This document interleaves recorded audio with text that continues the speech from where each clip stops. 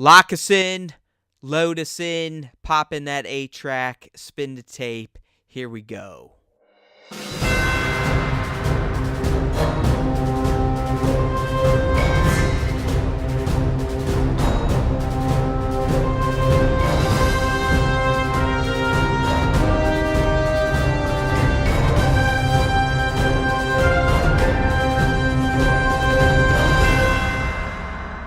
Hey now everyone, welcome back to a brand new episode of the Star Wars Time Show. That's right, go ahead, you can clap, we love it, we need it, actually. We crave it. No, whatever. We're glad to be back, we're here to talk all things Star Wars, and we've got plenty of that galaxy from far, far away to talk about. I'm talking a metric ton of Star Wars stuff to talk about. We're going to start out with our new fandom segment, and that's where we talk about some of the more oddities in the Star Wars universe in terms of, collecting, fan art, you name it. We definitely have a few topics to talk about in that realm. But then we're going to move on to some of the real stuff. We've got some Mandalorian news, and we've got thankfully, a bunch of Star Wars Episode 9 little news items to talk about. And most of them are all straight up legit, right from the mouths of actors on set. So some really good stuff to talk about in Episode 9. So hopefully you stick around. Anyways, Nick, let's get right into that fandom segment of the show. And we got some good stuff to share with our fans. And we're going to start with probably one of my favorite Photoshop artists right now on Twitter. I mean, if you're a geek and you're on Twitter, you need to follow this guy, and this is Boss Logic.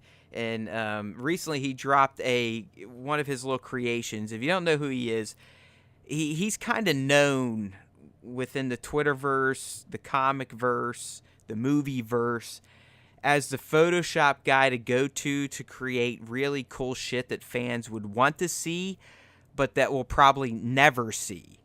And one of his latest works plays on something that, if you are a Star Wars fan, you've probably heard about, right, Nick?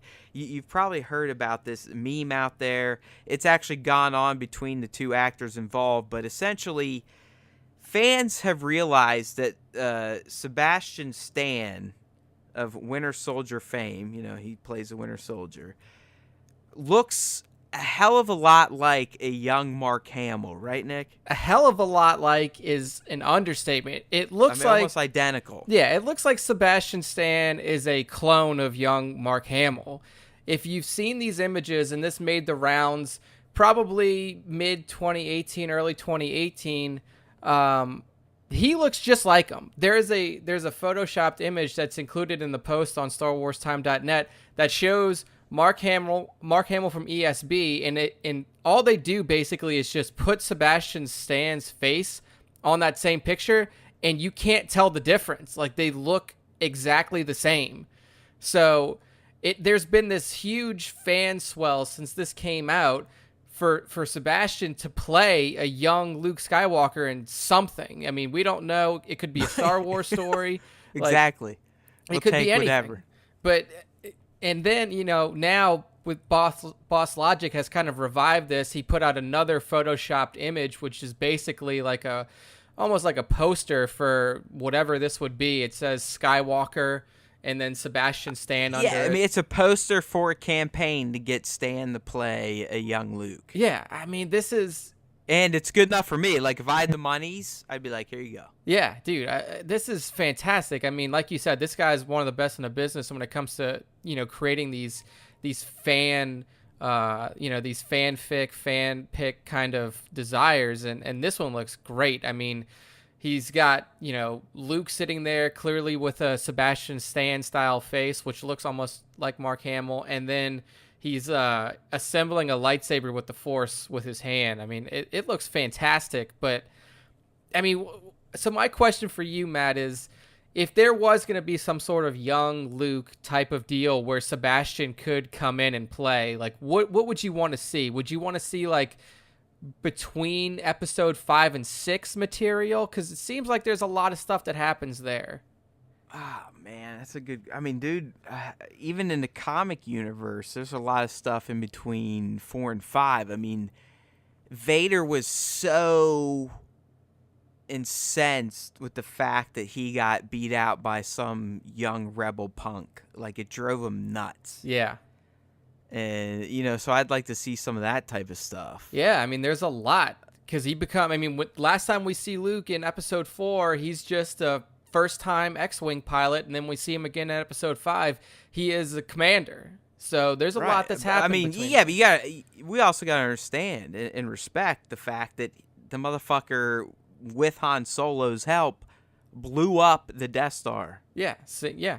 By himself with like 13 other X-Wings and a bunch of Y-Wings that I don't even know why they showed up. I think one made it out alive, but what did they do on us? I mean, and the Force. I mean, that was the main carrier. Yeah, damn straight. I mean, put your fucking targeting computer away, Luke. You don't need that shit. Come on. But I would love to see something Run, Luke, like this. run. You know, it was really fun, too, because when this first came out, the two guys started talking on Twitter, and Mark was joking around like, oh, yeah, Sebastian's my son.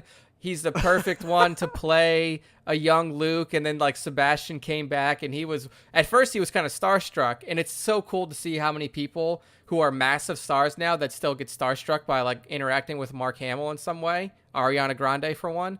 Like, so seeing the two of them go back and forth about this on both Twitter, Instagram, stuff like that. I mean, it was really cool to see. And, you know, the reason that we inserted this fandom section into the beginning of Star Wars Time Show is for shit like this. I mean, this is perfect. This is my favorite. This type of stuff, if you haven't figured out yet, I mean, I try to do at least a few fandom articles a week, just finding some geek art, whatever, this type of stuff. I mean, it's outside of collecting or just watching the movies or speculating.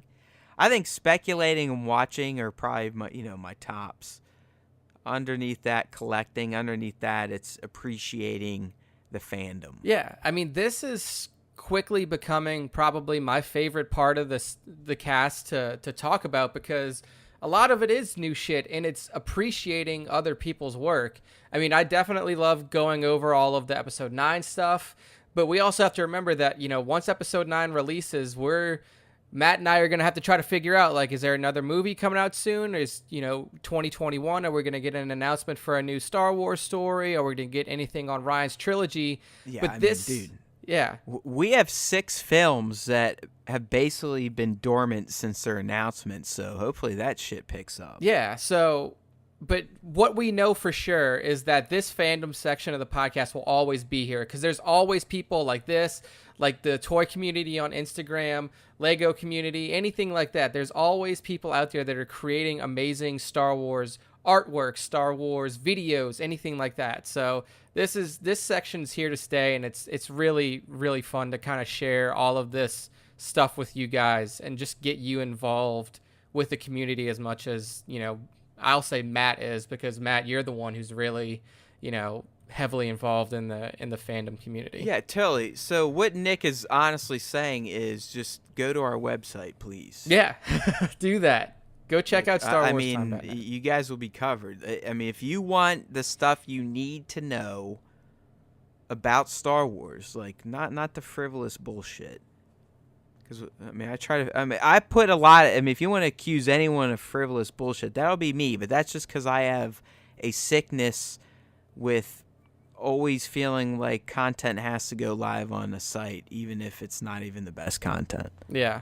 But outside of that, I guarantee you will get the stuff you need to know the most about Star Wars on StarWarsTime.net. Oh yeah, I will ensure that each week. We cover everything. We cover all. And if you can't go to the website, listen to the motherfucking show, which we're doing right now, right? StarWarsTime.net, iTunes, Star Wars Time Show. Hit it. Subscribe. All right. Next up, we're talking more fandom stuff. And we're talking. Refresh the page, so I'm lost. You gotta pick us up, buddy. I got you. We're talking Legos here. So yes, that's right. Legos, one of those things where I've built a Lego Star Wars set in my life before. I'm not recently, because I have, and it's one of the most therapeutic and rewarding experiences ever. It was like 3 years ago, and it was an ATST walker. So it was fun. I enjoyed it. That's a big one then. It wasn't. So it was one of the. I don't remember what it was. Oh Only yeah, like a like 350. the mini packs. Yeah, it was only like a 350 piece, so it wasn't massive, but it was really fun. And stuff like this, stuff like Legos, and the sets and the Lego video games is really what allowed Star Wars to persist in pop culture for as long as it has. Because the way to stay relevant in pop culture is to capture the children. People don't realize that. So, if you look at the Matrix, people have largely forgotten about the Matrix who are super young because there's nothing that remains. That's a very good point. It's a very good point. Yeah, there's nothing that remains. And now, I mean, you could argue, well, you don't have to argue. I mean, Star Wars now has 3 generations. Of 3 generations. Okay, so you got people that could start 30 years ago, 40 years ago, whatever. From the beginning. Yep. But you also could have the prequel starters, and now you can have the nequel. That's what you heard it here first, people. Nequel, new. I'm calling 7, 8, 9 the nequels. You like it, right? It's good. It's good. I'm a fan of the Nequels. Nequel. Right. We almost have to run that in the title, I think, this week. Yeah. But so the nequels, you have a whole other generation. Yeah. And the reason that's amazing. But you got people like me now that I'm this is my 3rd cycle. And not only is it your 3rd cycle, but it's your kid's 1st cycle. Like you think about barely. this. Like, I mean, she missed the first one. She wasn't born yet. Yeah. I mean, she loves it now, but like The Last Jedi is almost too high culture for or something. Yeah, I could see that. But think about it for you. I mean, the first one you saw in theaters was Return of the Jedi, right? I feel like I have to take her because she'll be 3, so it's like I have to do it. It's a mirroring. Her life is mirroring I mean, your life. There's no chance. But I mean, it's gonna have to be like a late, well into the run because. She hasn't been yet, and that's because I know she can't go yet. Because the whole time I'd be like, "Dad, hey, where's somebody going? Hey, yeah, dude, where's Luke? You gotta wait till like the 2-month run and go at like a 9 a.m. Where's show. Leia? Hey, where's they going?" I mean, that's basically every Star Wars experience I have right now. It's perfect. Where are they going? Where's Luke? Where's Leia? Don't fucking matter what movie we're watching. That's what she's concerned about.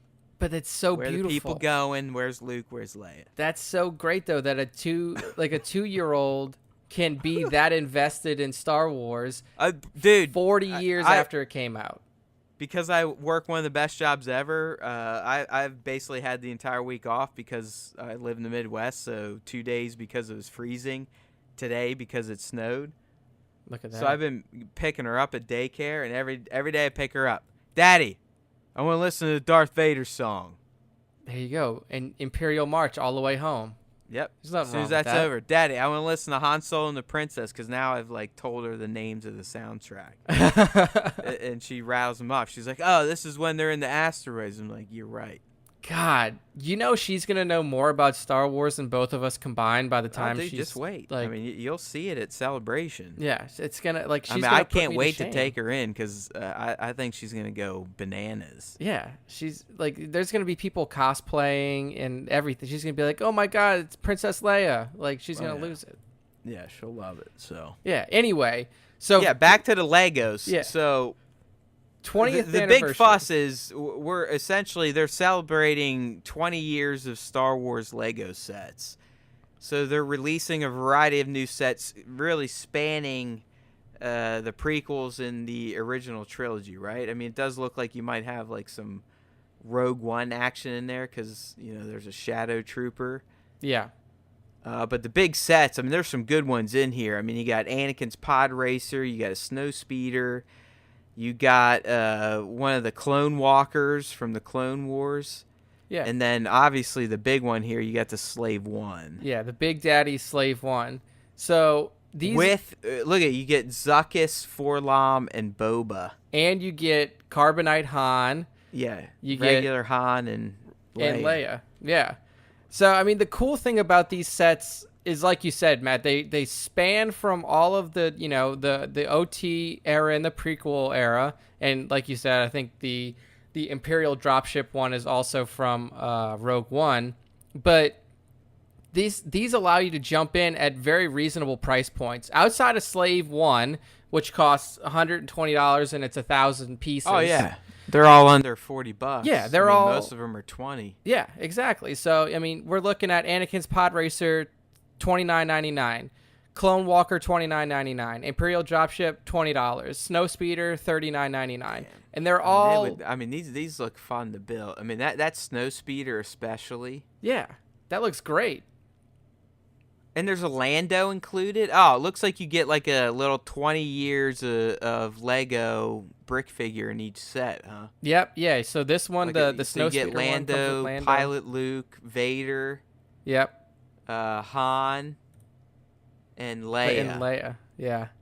So I mean, these are fantastic ways for not only collectors, because guys like Matt who are into collecting, you get it, you put it together, you put Slave One together, and you display it. But if you want to get one for your kid, you get her the 1999 Imperial Dropship one. Let her smash it or choke on a piece. Yeah, and drop the pieces on the ground, and you step on them in the middle of the night. Yeah, she says, "Daddy, pick them up." Yeah, exactly. I mean, it's perfect for everybody, for Star Wars fans of every age. So, I mean, I think it is fun. I'm not really gonna lie. I mean, building Legos, especially Star Wars Legos, is very, very therapeutic. It is. I mean, because especially if you're slightly psychotic like myself. Like you just sit down, you have you read the instructions in front of you. You're just like, boom, big time humming type of stuff. Like humming. And after whatever, an hour or two, maybe, depending on how big the set is, you have a pretty dope ass looking piece that you can put up on your bookshelf or wherever you display your stuff. I mean, I'm a big fan. One other thing I wanted to talk about real quick about the Lego and Star Wars partnership, their brand partnership, is what spawned of it. I mean, because if you think about Legos is just building blocks for the majority of its life. But now we have an entire video game series based off of Lego Star Wars. And it's allowed kids to take that interactive leap into Star Wars. Because before... I mean, what was the easiest Star Wars game you could play before Lego Star Wars? It was probably like Pod Racer or something, right? Like yeah, I mean, it's not many. Maybe we're even old enough to play Super Bombad Racing on PS2. Yeah, I didn't play it, but I was definitely old enough. But it was awesome, man. I mean, that was like, I'm not gonna lie. I mean, it was a little wonky, but it was essentially Star Wars Mario Kart. Yeah. See, that sounds fucking great. It was awesome, but we'll never get Star Wars games again, so who cares? Yeah, I know. EA owns it, so shit on that. But I mean, what I really like about the Lego Star Wars games is it allows people to jump into Star Wars in a very easy and fun fashion. Oh yeah. I just realized, I mean, obviously if you're a gamer, you're probably subscribed to XBL or PS Plus, so you can get free games here and there.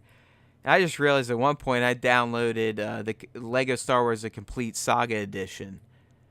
Oh shit! So when I saw it, I was like, maybe mid third year of Charlie's life, we might have to try to fire that up. Oh yeah, because even if she doesn't try, we can still keep going. Yeah, because I mean, the thing about that is you can choose your movie. Like if she's a big fucking it's that, and again, she can die over and over and over. It doesn't matter. Yeah, exactly. I mean, it's hard for a kid to jump into KOTOR. Like, you can't just jump into Knights of the Old Republic. That shit takes dedication. I almost want to, again, though, not for her, but for me, but just because of Swago. And obviously... To cover your Revan. If you play Swago, and by the time you're listening, it'll still be going on, probably, but, Revan's here, and it's really pissing me off that I'm not prepared. Yeah, I'm not even close, dude. I'm not even close. Like, I mean, this first time if they had a direct path that said, hey, pay this much and you'll get them, I'd probably do it, because in the guild I'm in, there's enough people getting them that I think the positioning I've been getting in Heroic Sith is in jeopardy. Oh no. Like, I've been getting almost top 5, top 6, I might be lucky to be in the top 15 because once you get Revan, it's essentially, if you have other decent Jedi, it's P2 of Heroic Sith, 8 million guaranteed. Oh my god. Just in that one phase. So and like I'm lucky to score 9 million. Yeah, I mean total. I finally just got the Death Squad for Rancor like 2 months ago. And it like here's the thing. You're like 2 years behind. Yeah, I mean you knew cuz I started after you, but like man, like it feels good for me when when I get the notification on my phone that says your guild has started a raid and I jump in and it's Rancor and I just hit go and then it auto plays all the way through. Like I watch it the whole way cuz I'm like, man, it feels good that I don't have to do this. That like I've assembled a squad good enough to where they just destroy the whole thing and I don't even have to interact with it. But yeah, next up for me is definitely going to be RTJ or RJT. I got 7-star BB. I'm still working on my resistance members. Don't give me shit. I love my resistance squad. I love them, but they ain't worth shit in the meta and arena. So outside of the Sith raid, they're useless. Yeah, exactly. I mean they're valuable in territory wars and that type of shit. But yeah, It seems like the rebel squads now in I don't know if they were buffed, but it seems like Commander CLS-led rebel squads are a little bit better now than Sith squads, at least from what I've seen, because I think they nerfed Sith squads a little bit, like Palp leads Sith squads. But we'll see. We went on a tangent. We're that's fine. That's what we do, though. But yeah. We're about to move on to, a piece I don't want to spend too much time on, but it's worth bringing up because I kind of fucked up on it, and Nick caught my fuck up. But so I stumbled across this piece today that someone, I believe at CBR, wrote up, and I'm not going to lie, I kind of clickbaited it. They got me on that. And I honestly thought they were reporting on a new Star Wars comic that confirmed,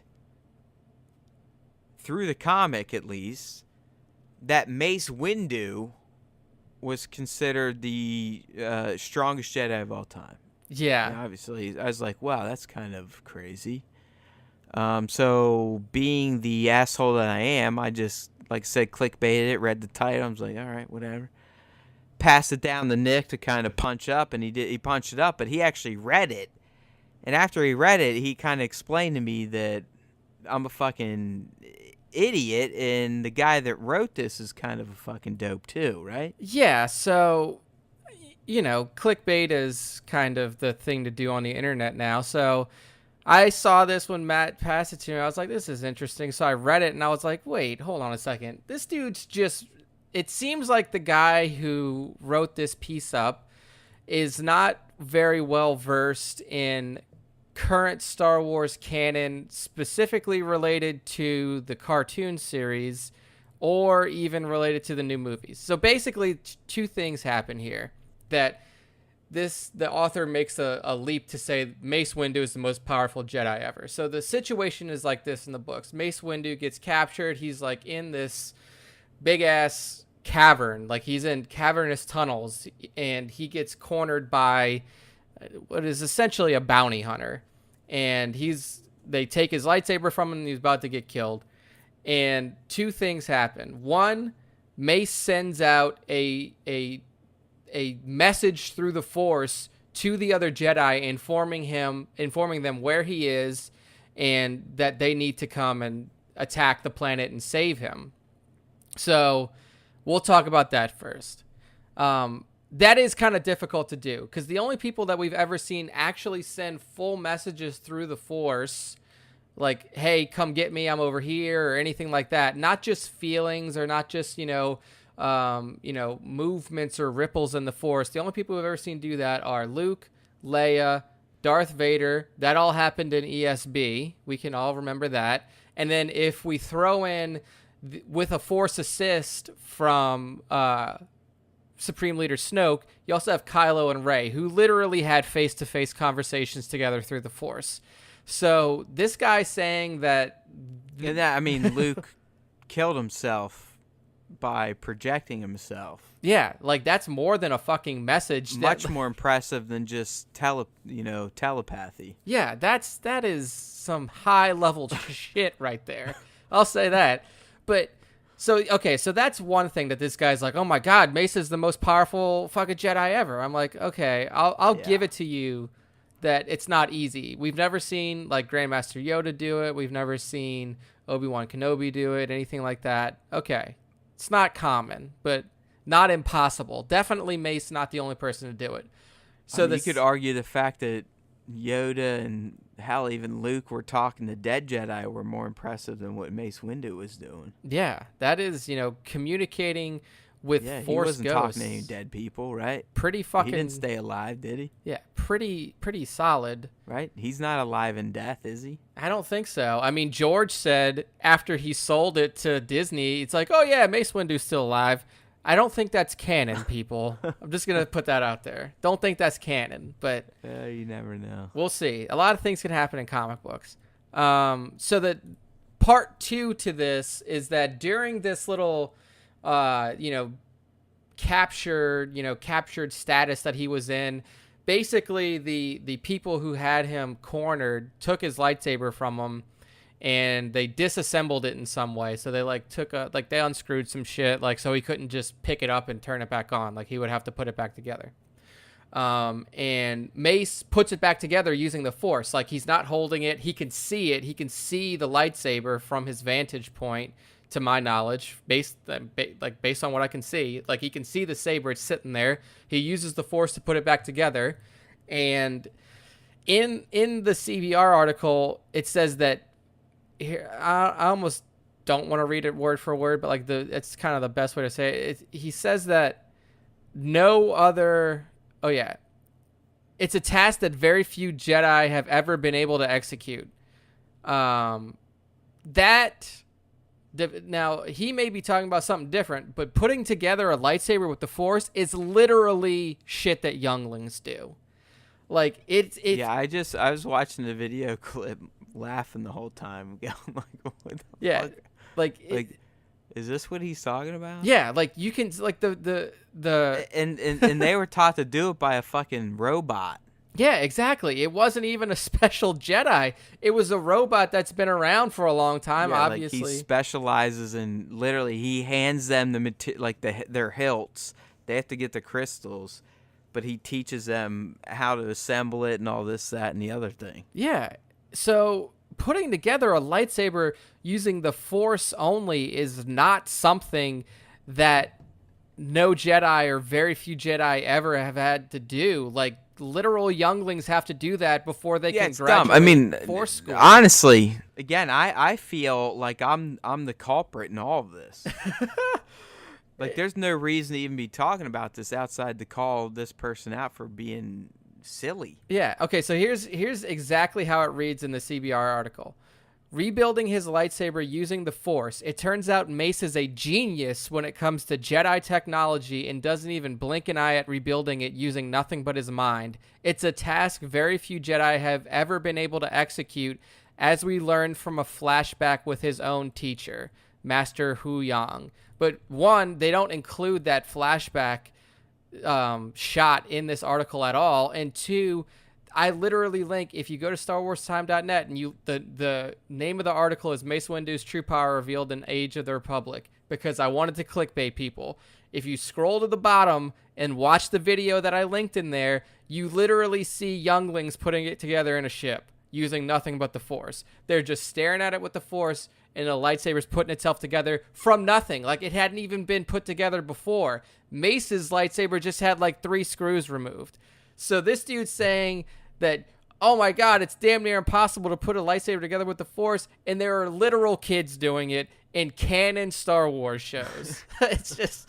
So, yeah. So Matt baited me a little bit with this one, and I kind of, I broke it down for the people out there. The thing is, like I said, I'm taking the blame. Like, I fucked up. I didn't bait you. I should have screened it better. I literally did what everyone else does, and this is what I teach to my students in college, and I know it's a fact. Yeah. I don't care how smart you are. When you go online, you devolve. You do. I mean, just look. I mean, online, even being on your phone, whatever, interacting social media.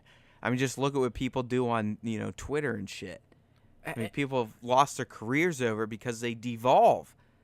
And I did that today. I read a headline, and I just expected that whatever they were writing was legit. Like, it was based on this comic book issue, and it wasn't. It was based on someone's opinions, and they're just flat out dumb. Yeah. And like, let's move on to some real stuff. Yeah, go give that a read, everybody, if you just want to, see some stuff, get a good laugh. But let's move on to one piece that you found, Matt. And this is something that you've been tracking on Star Wars Kids YouTube since they've released, and this is Star Wars Galaxy of Adventures, which is a new animated series that basically takes famous scenes from the Star Wars live action movies and then recreates them using really cool animation styles that we've never really seen before in the Star Wars it has to be as anime as Star Wars is gonna get. I mean, manga, whatever you want to call it, but it is. Yeah, it's solid stuff. And they don't like move fluidly. I mean, it's those sharp movements, like wow, and like the crazy camera flows, but.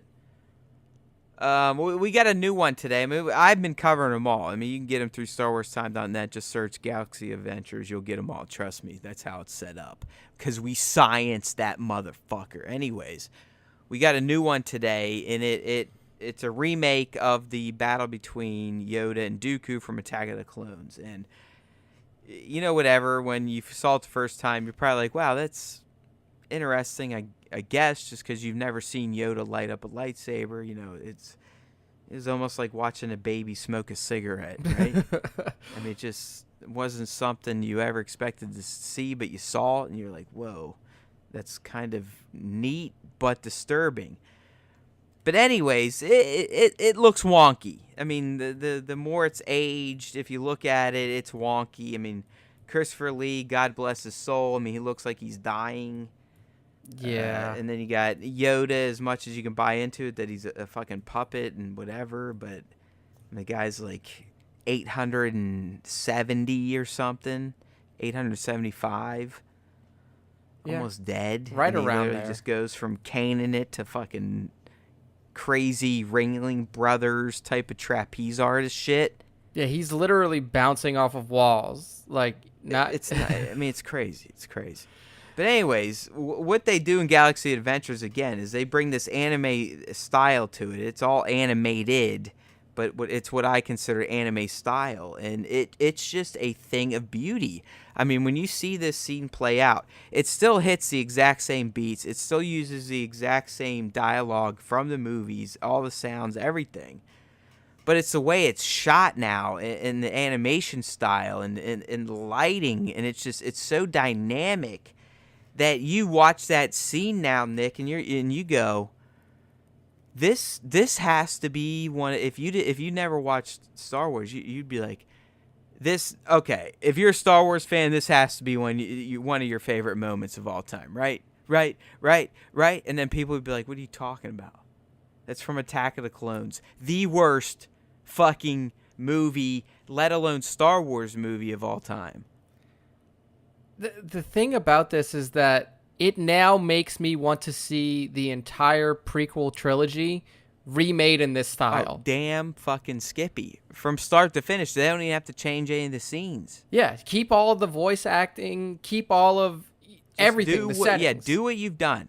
Because, I mean, they did it. They did a bit with the Luke and Vader fight from Bespin. I mean, not that needed much remaking, but, I mean, they made that even more dynamic and powerful and raw feeling. Yeah. And it's like, bring it on. I'd watch all the movies in this style. Yeah, and, eventually they're probably going to get to all of the big highlights from the films. Like, I'm expecting to see some sort of version of the Duel of the Fates from episode 1. Oh, yeah. I mean, if they're doing this, they have to do that. Yeah, and I can just imagine remaking the prequels, but you're not even remaking them, you're just restyling them. And I think that's exactly what it needs, because if you do the prequels in this style, and like Matt said, keep the dialogue, keep the settings, keep the story exactly the same, just go with this art style, what you do is you remove the weird acting things that we saw in those movies. You could reanimate all of the acting, like all the expressions, and that could change a lot. Yeah, I mean, because that, like,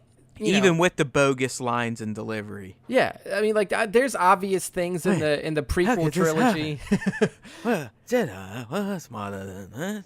Yeah, there's a lot of stuff in the prequel trilogy that just can't be fixed. It's gonna be like all that. of it. Basically, all of it. But you can make it look better, which is one thing that, like... I like that's where we're at. Yeah. Hey, fuck it. It's so fucked you can at least make it look better. Yeah, that's all you got to do. Just give us a little bit of visual flair. I'd be okay with that, though, based just on this Dooku Yoda fight. StarWars.net, check it out. StarWarsTime.net. Yes, check that. Right. Don't go to StarWars.net. I don't even know what's there, if that even exists. It probably doesn't. You would hope that Lucasfilm or Disney at this point owns it, but you never know. Probably do. That's a good call. Anyway. Hey, Google. Who owns StarWars.net? Oh, man. The one upstairs answered it, not mine. So Matt's got the whole home Google set up, and basically he's made Google our new show assistant. Yeah, so, I was going to try and bring her in, but for some reason the one upstairs picked me up. Let me whisper to this one. Hey, Google. Who owns StarWars.net? Sorry, I can't help with that yet. Oh, look at that. Her first moment on the cast, and she lets down. You're useless. Sorry to hear that. What needs to be improved? A lot. A lot. We expect a lot more out of you next time. It's okay. We'll come back. We'll train her up on all the Star Wars knowledge she needs. Well, at least she apologized and she said thanks for the feedback. So yeah. we'll give her another chance. Yeah. I also don't think she likes when I pick her up. Probably, yeah. She doesn't like to be Google like that. Yeah. All right. Okay, so go on StarWarsTime.net, look up this Yoda versus Dooku fight from Galaxy of Adventures, give it a watch, and follow. Yeah, you won't be disappointed. Yeah, make sure to follow along on StarWarsTime.net for all the articles that we're doing, and follow Star Wars Kids on YouTube for all of their Galaxy of Adventures drops, or just stay tuned to the website. We'll put them up as they come up. Next up, we're moving out of the fandom section, people. So that is the end of the fandom section of Star Wars Time Show. We're moving into legit news about upcoming Star Wars projects. First up, The Mandalorian. Matt, you nailed this one on Instagram. Instagram is like your second home. And through that medium, we got a shot of one of the first droids that we really ever saw in Star Wars that wasn't C-3PO or R2-D2, and that is R5-D4. Yes, the astromech droid that Uncle Owen originally buys from the Jawas in Episode 4, but blows his motivator. So Jon Favreau posted up a shot of good old R5-D4 on his Instagram, and that's leading a lot of people to believe that we could see this little fella in The Mandalorian. Well, yeah. Well, fuck yeah. I mean, we better, right? Yeah. I mean, it's like I said. I mean, it looks like R5 got his motivator fixed, right? Because, I mean, that's the whole reason that he didn't stick with the Lars family. The motherfucker blew his motivator. Yeah, yeah. And that's really That's what I love. Cool. I mean, I just love that he had a motivator, and the fact that he blew it, he didn't feel like going forward, so, he was no longer motivated. Didn't we? I think we covered something a few months ago where it was revealed in a comic or somewhere that this was actually set up. Like, R2 and R5 made a deal for R5 to blow his motivator if he gets picked.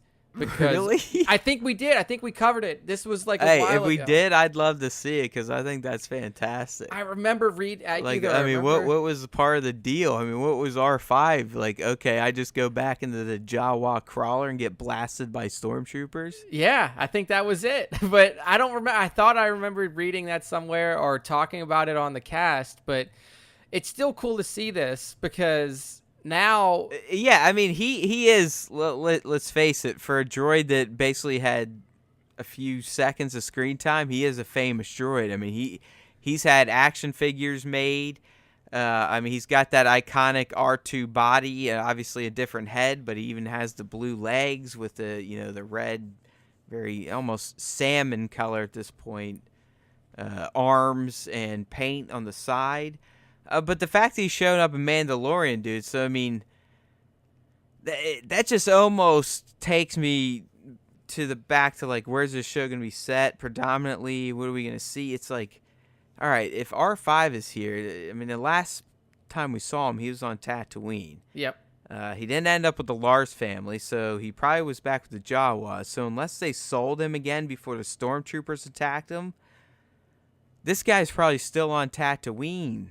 Yeah, and So, like, is this show predominantly going to be set on Tatooine? Is this where, like, the Mandalorian's going to be set up after his supposed mission goes afoul and he saves the kid he has to protect, and then 10 years later, is he kind of hiding out on Tatooine? Is he one of these, the scum and villainy types hanging out in Mos Eisley? I don't know, but the fact that R5 shows up again, it kind of leans me towards that Tatooine's definitely going to be in the mix on Mando. yeah, I mean, all of the set picks that we've seen for Mando have been in a sandy area from what we can see. Like, you can see the architecture of the buildings around are very reminiscent to what we've seen from Tatooine, especially around the Mos Eisley area, those full stone kind of rounded boxed archways and shit like that. So, I mean, one idea that I have is that, like, Tatooine could be like a home base where, the show starts out.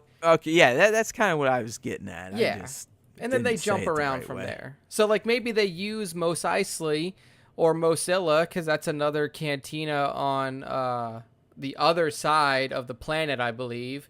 Maybe they use one of those as, like, their home spaceport. And, they go out on their missions from there, and then, maybe at the end of the episode they're still out, but, or they come back, something like that. But I do think that Tatooine is probably going to be one of those planets that's going to play a recurring role in this show. What was the most in Phantom Menace? Because it wasn't Isley. Was it Mos Espa? I thought that was Yeah, one I'm too. pretty sure you're right. I'd have to look it up. Hey, But- Google. Where's Watto's shop in the Phantom Menace? I found a few stores near you. The first one is Barnes & Noble in Townsville West, Columbus. We Hey, need, Google, you're drunk. $41.99 Hey, Google, cost stop. You're drunk. we may need to get a very specific Google Home or Alexa made Hey, you never for know. us. I mean, that's why I wanted to bring her on the show, because you never know what she's gonna do. yeah, I like her. Like, I mean, again, tonight. Like yeah. I said, she may be a little under the weather. Might have had a few. But But Watto's shop definitely threw her off. yeah, I Hey, don't- Google. Where's the Boonta Eve pod race? I'm looking it up I'm not just to sure how to see. help. It was Mos Espa. I was right. Watto Shop, a junk dealership Hey, owned Google. by Watto in Mos Espa. So- Where does Shmi Skywalker live? Sorry, I can't help with that yet. She's But I'm Yeah. always just not. willing. This is. Google. Google's having a rough night. Yeah, Google's not up on her Star Wars information. That's for sure. I feel like. Hey, Google. Who's R5D4? According to Star Wars Databank, a red astromech droid, R5D4 thought he'd found a home when the Jawas sold him to Owen Lars, along with the protocol droid C3PO. Oh, there we go. That's a lie. That is a lie. He didn't find a home because his motivator blew up. She said that he thought he found a home, but then his head exploded. All right. So R5 being in Mando definitely does kind of give some hints as to, possibly seeing Tatooine as a planet. And then also, obviously. But I mean, do you think it could honestly just be literally he goes skidding by in the background as like just some random bullshit? Oh yeah, that's what I was gonna say. Like his level of involvement's either gonna be like a background dressing or just what if it's the Mandalorian's droid? How badass would that be? That would be pretty fucking cool. Like honestly, because that's one of those types of things that literally has no bearance or changes the plot at all. And it's something for fans like us. Like, we would realize, like, holy shit, that's the droid from the first 10 minutes of episode 4. Exactly. So, if Favreau does do that, then we know that his heart is in the right place. Like, because he could do anything. He could come up with another fucking BB-8, like, any other kind of droid he wants to. But if he literally goes and says, like, R5's going to be this dude's droid, do you think he wrote like the whole 10 episodes, or do you think he's allowing the directors, or if there's a writer, I don't know, to kind of massage each episode? I think that he's probably giving a little bit of creative freedom. I think I would believe he's probably just kind of like the creative director. Yeah, because I feel like a bunch of people working for him. He's just making sure it's all getting done. Yeah, I feel like if you're opening your show with Dave Filoni as your episode 1 director, like this guy is a Star Wars legend now, Dave Filoni. Like you don't give him a script and say like you have to do this word for word. Like you let him work his magic. Yeah, I'm pretty sure Filoni was the only guy in the deal that Lucas was like, you need to keep him and make sure that he keeps progressing his career as I intended it to progress. Yeah, yeah. Like I honestly believe like Filoni is George's predecessor. You mean his protege? Yeah, protege. Predecessor. Yes, exactly. That made no sense. No, but that's protege. why you're here. Yeah, protege. Yeah, for sure. Because I mean, he basically. Here's the thing. Lucas gave him control over Star Wars' lifeblood after the movies were over. Star Wars was completely wrapped up in the animated series after George was done with the films, and Filoni ran that. Like, obviously, George could come in and say whatever he wanted to, which is why we got some wonky shit in Clone Wars.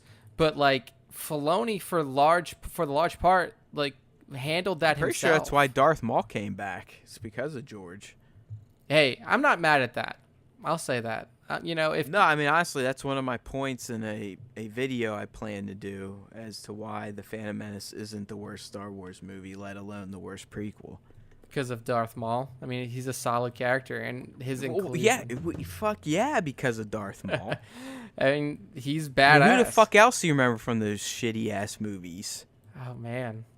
Jango Fett. What's the other? We got Zam Wessel, the bounty hunter. Yeah, big deal, man. Zam Wessel's not even a bounty hunter that you want to unlock in Galaxy of Heroes. No, but you have to. I know. If you want to get Chewbacca. I know. It's upsetting. But anyway, R5-D4 in The Mandalorian in some capacity. It. Yeah, man. I mean, just like the IG-88 reveal. I mean, whatever. The more the merrier. I mean, I like new stories, but I also like having little anchors back to the original stuff. 100%. More the merrier. 100%. So speaking of original stuff, right? Yeah, original. This is like original, and our first piece. Like an OG. Yeah. And he's not only an OG, he's an OG, a PG, an NG. He's been around for all of the series. Our first piece on episode 9 news is to announce that Anthony Daniels has wrapped shooting C-3PO for Star Wars episode 9. So, yeah, this is huge, man, because, I mean, think about Star Wars history and think about the characters that have been played in Star Wars.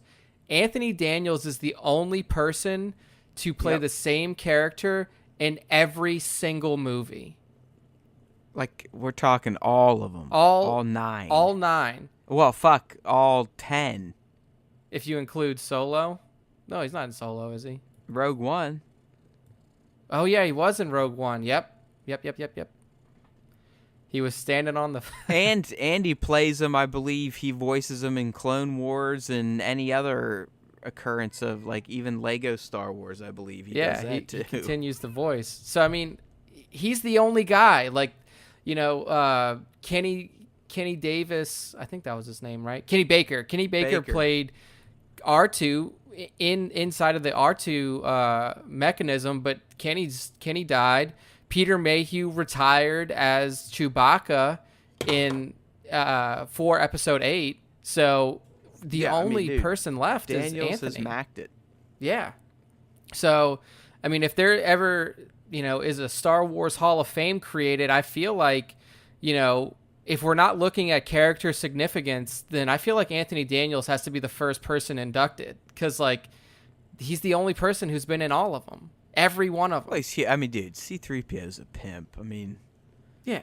As much as we want to make fun of him, I mean, the dynamic between him and R2 is what makes a lot of those original trilogy films and moments. I mean, George has said as much. I mean, the whole original trilogy is told through the lens of the droids. Yeah. So I mean, they basically kick off the movies. So I mean, yeah, it's fantastic. I mean, what it signifies is that Episode 9 is starting to wrap. Yeah. And so Daniels, put out a quote on Twitter when he wrapped, and this is what he said. He says, "Today was 3PO's last day on Episode 9. He's sad, so am I. But we're so proud to have worked with such a lovely, talented cast and crew led by JJ and Kathy. I'll miss everyone, but I'm glad to know that we've been making something exceptional together to share with the waiting world." Fuck yeah, man, we're waiting. I mean, that kind of just, like, it gave me chills just reading it because, I mean, if everything plays out the way that, we're led to believe, we may never see C-3PO again. Like, there's no reason for him to be in any movies after this one if they're not related to the characters that we see in 7, 8, and 9. Right. And I don't know. I still think at some point in time, down the road even if it's way down the road again, that the Rey, the Poe, the Finns, and if he makes it, the Kylos could be called upon again. Yeah. Just like the Lukes, the Leias, the Hans were. Yeah. And now Landos. I think it's possible. It's But yeah, I mean, for Daniels himself, I mean, he's not getting any younger, and who knows what's going to happen. But yeah, so that is. I mean, it is. It's obviously sad knowing that the Skywalker saga is coming to an end finally. But I mean, honestly, to me, I still look at it as a gift because it ended in 1983. Quite frankly. Yeah, and you can't. It got poisoned in 1999 through 2005, and then we got another crack at it again in 2015. So yeah, and I don't know, man. It's just, I think you're right. This is definitely gonna be an emotional movie for me, for you probably. I mean, even beyond just the content of it. I don't know. It's not gonna be as rough as going into Sith, where you knew that. A, this is probably going to let you down too, and B, this is it. I mean, this is it. Again, we've talked about this before. I mean, a lot of people forget now, just because it is such a convenience and it is everywhere. The Star Wars was essentially had a fork stuck in it at the end of Revenge of the Sith. I mean, outside of the Clone Wars, it was DOA.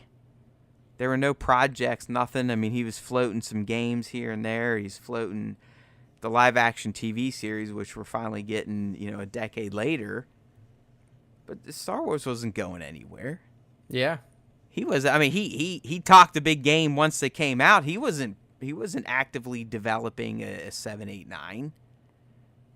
Yeah, it's just. I mean, he pretty much said he was done. I mean, the prequels took a lot out of him because, I mean, A, it was a lot of work. I mean, it's 3 years a movie, and B, he got his fucking teeth kicked in. Yeah, I mean, he didn't have those people to lean on like he did in the OT. Imagine how we've read the stories. Gods don't like to be fucked with by their subjects, and we fucked with them after the prequels. Yeah, like there was a lot of unhappy people after the prequels wrapped up, and I mean, I believe he's on record saying, why the fuck would I want to make any more Star Wars movies after that shit? Yeah, I mean, even so, during the celebration panel that he was at for the release of TFA, like he even mentioned, he's like, you know, there were a lot of people that were unhappy with the decisions that I made for the prequels, but you know, I made the movies that I wanted to make, and I wrote the stories that I wanted to write, and the people will react the way that they want to, essentially. And I think he was done. Outside of having some input in the cartoon series and then, you know, some of the games that were made, like there wasn't going to be a continuation. But yeah, I mean, it's going to be interesting. It's just me, man. I'm not going to get angry at the fact that we're getting new Star Wars here and there. I mean, I don't get it. I don't know. I mean, I believe the same people that are so fucking butthurt over shit like TLJ and Disney Star Wars, you know, what they've called it, that would also be all bitching and moaning if it just disappeared too. Yeah.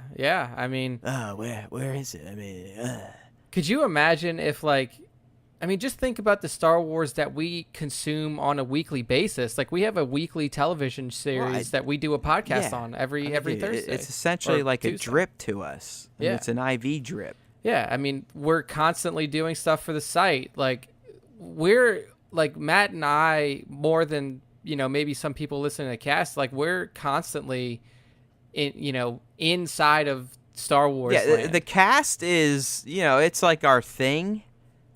But we also got this whole website and YouTube channel, videos, this, that, and the other thing going on, too. I mean, this is life. And honestly, it's relatively new. I mean, it wasn't until, 2014, 2015 that Star Wars really became daily and relevant again.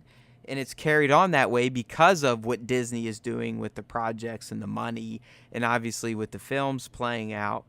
But it is something that's always in the news now, and I don't want that to go away.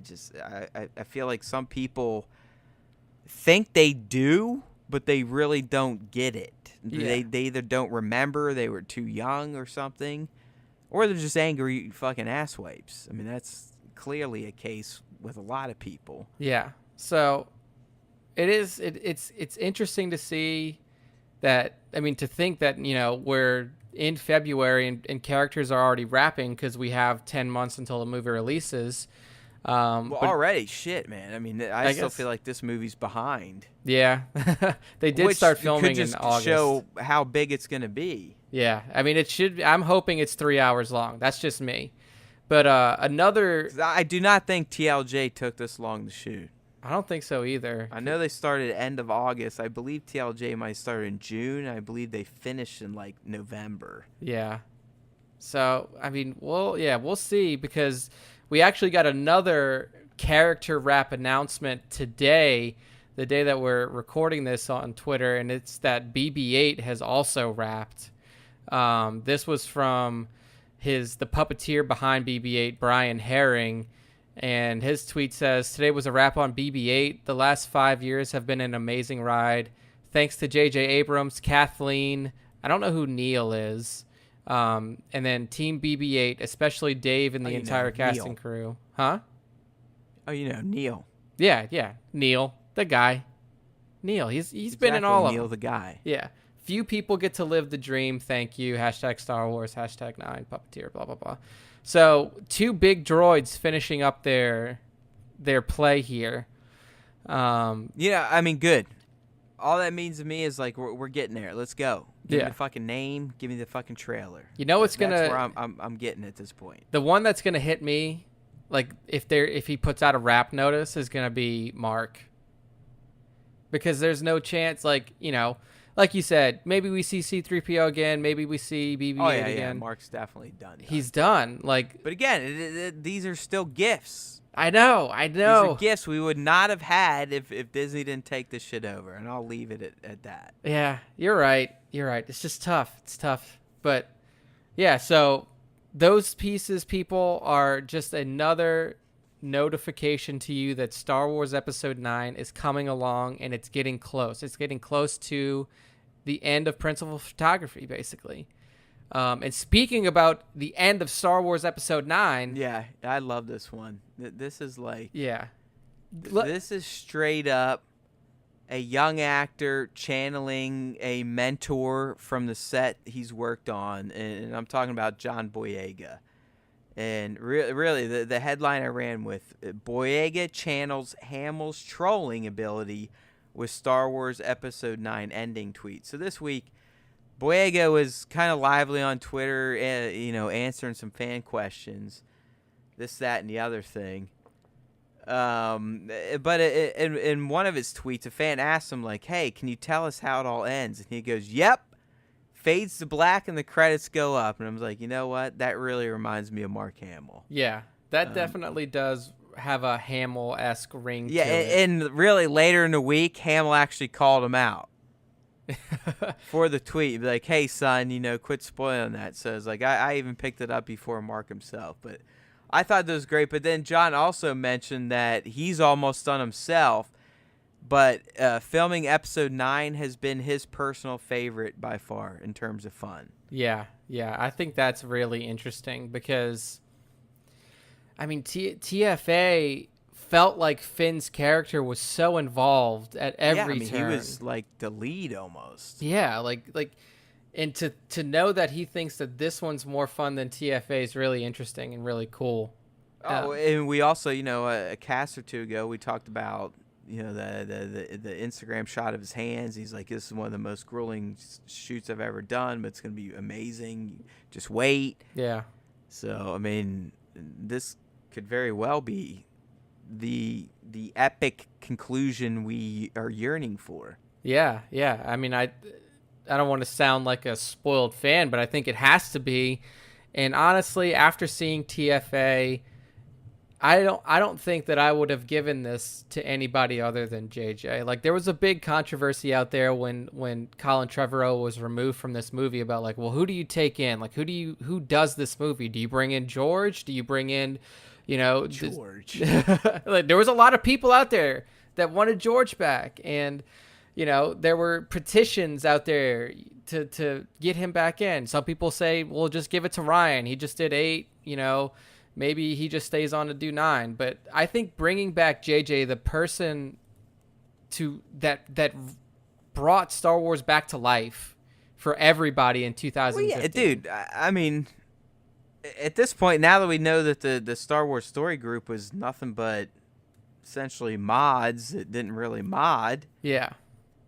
I think JJ should have done the whole fucking trilogy. Yeah. I still really like what Ryan did, but in the end, I would rather have one person's vision for this grand of a project than 89 different people at this point. Yeah, I agree. I mean, you gotta understand. I mean, even JJ's movie wasn't even supposed to be his version. I mean, there was supposed to be another writer. Yeah. But when they brought JJ in, they asked him to even fix the original writing from Michael Arnold. Yeah, Art came in, and he was like, that guy is a really good writer. Art. Yeah, he wrote Toy Story 3 and Toy Story, I think at least a part of another Toy Story movie. So the guy is a fantastic writer, but that's my point. I mean, like, in terms of just straight up, like, Ryan's the only one that legitimately wrote his movie from start to finish and directed it. Yeah. And 9, you got to wonder, I mean, did JJ burn everything that they had, or did he just massage it to fit what he has now? I think he almost had to, probably. Like, if I was him, I mean, that's what I would. Just the Carrie Fisher shit alone, you would think had to torch a majority of the original story. Yeah, exactly. Like that. And there's no doubt they're building up to this was her time to sacrifice, ultimately die probably for the younger generation. Yeah, so all of that had to change. And I mean, there was a really cool image that came out when pre-production for Star Wars TFA for Episode 7, and it was a shot. It was through a window, and it was a shot of JJ sitting down with George eating dinner, and this was reported to be like the moment where George went to him and said, like, I want you to do this. Like, I want you to be the one to reintroduce Star Wars into the world again. And like that, I think that's perfect for him to close it out, to bring it in and to close it out, at least for the Skywalker saga. I love JJ. I mean, fuck the haters. I mean, who cares about his lens flares? I mean, I love the guy. Yeah, I mean, I think his visual style is fantastic. I mean, like I wasn't a huge Star Trek fan at all, but like his Star Trek movies. Oh yeah, dude. Like, I mean, he made Star Trek badass. Yeah. I mean, I liked. I'm not gonna lie. I mean, I liked the Star Trek movies. I watched Star Trek: The Next Generation as a kid. But it was always second rate to me to Star Wars. But I mean, what JJ did for Star Trek was badass. And then when he took over Star Wars, I was like, fuck yeah. Yeah, I was excited. So I mean, I've loved the guy since Alias. I mean, Lost. I mean, give me a break. I mean, the guy has entertained me for well over a decade. Yeah. None better, in my opinion. All right, so Boyega's tweet, very cool, very interesting. We're going to move on to a piece here that I think both Matt and I are a little, I don't want to say confused by, but definitely intrigued by. So Richard E. Grant is one of these castings that was, that came out with the announcement of Episode 9, but we really haven't heard too much about his character or just him in general after finding out that he was in this movie.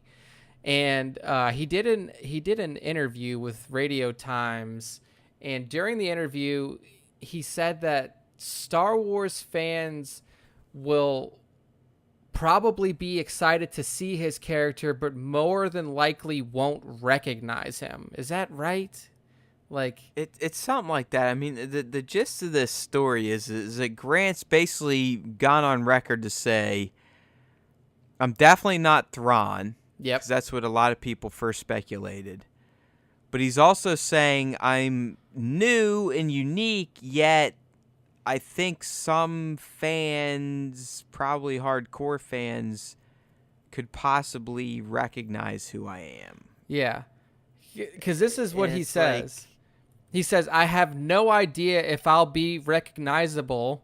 But then he also says that I hadn't thought of it like that, but the character is just mine. Right.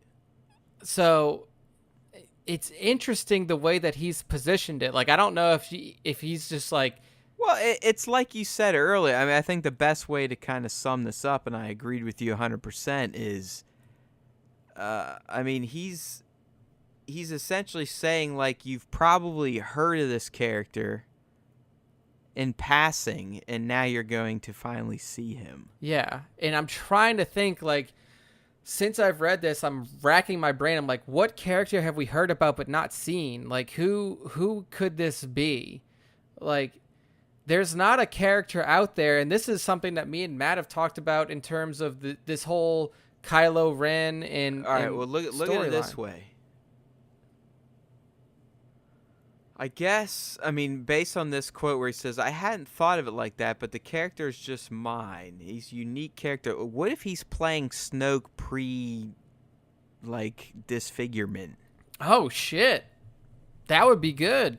Right? I mean, That's a good call. That kind of fits within what he's saying. Yeah. Like, will you recognize me? Okay, well, yeah, maybe we wouldn't if he's Snoke getting his face all fucked up. But even to take that, like, what if it is Snoke that's getting his face fucked up, but we find out that character is somebody that we knew from OT? Like, his name wasn't Snoke. Like, he just took on Snoke. Even better. Yeah. Like, that would be some next level shit right there. Because that's a fantastic call out by you.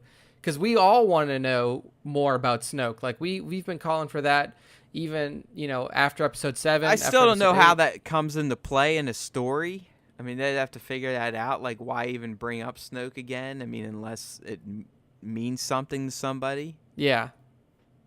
But, I mean, if you look at Grant, you could almost see how they could sort of make him look like Snoke pre-face fuck up. Yeah, it's definitely possible.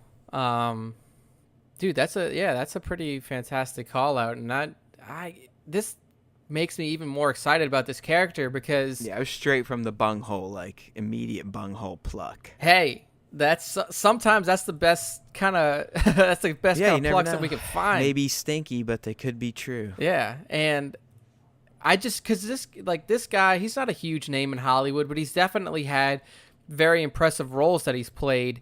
And I don't think that they would throw him in a role that's nothing. Like, I don't think that they would give him a role and just say, like, yeah, you're crewman number 6 on this new dreadnought for the First Order. Like, no.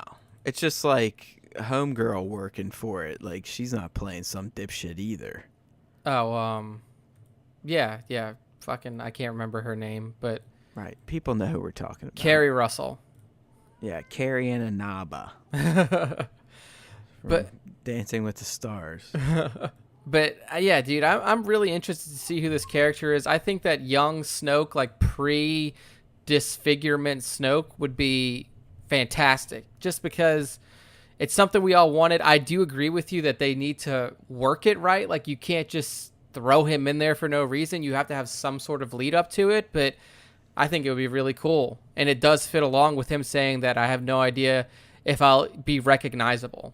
So, fucking solid. Right, or I guess he is uniquely mine. It's like, yeah, well, okay, that makes sense because you'd be playing a different version than what Circus did. So yeah, who knows? Or it could just be whatever. Yep. But it was interesting. Like, it's very, like, a lot of his comments have just been weird. It's like he wants to say something but can't, or is he just smoke screening? Who knows?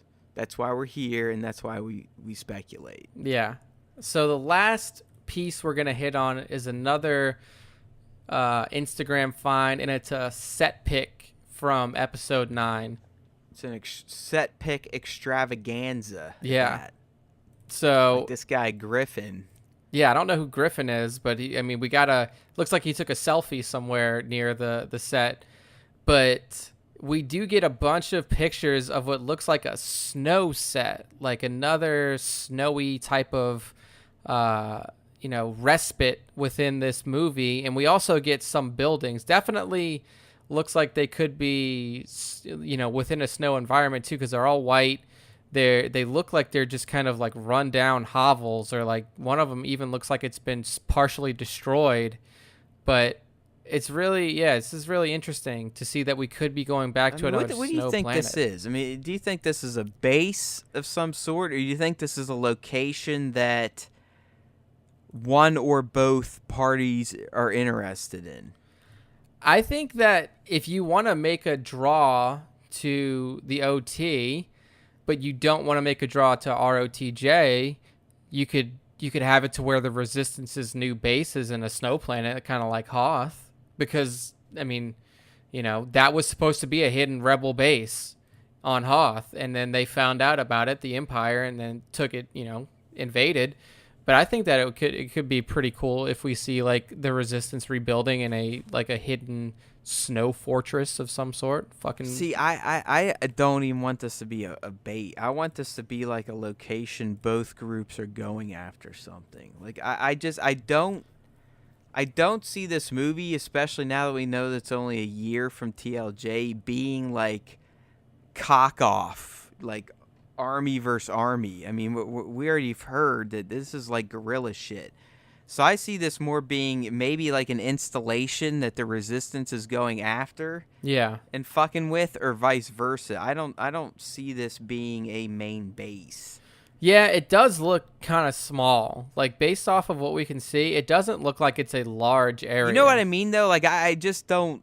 I don't even think there could be a Hoth base for the Resistance. I mean... Yeah, the Resistance, to me, is nothing. Yeah, they don't have enough. A year later people. is probably still nothing. Like, they're not even going to worry about an evacuation because they don't have more than a few ships to evacuate. Yeah, exactly. So to me, I would think, if anything, this is a place that is possibly of importance to the First Order, and the Resistance wants to fuck with it or steal something, that type of deal. Yeah. And that's kind of where the skirmish goes down. Yeah, I mean, for some reason, and I think it may have been in the initial leaked, not really plot synopsis, but kind of like, a summary that came out on Reddit a month or 2 months ago. They mentioned in that like both sides are looking for something, like, or there was this sense within that synopsis. Exactly. That's what I think that's even what I punched up in the article is like, is this a, base or base? I don't think so.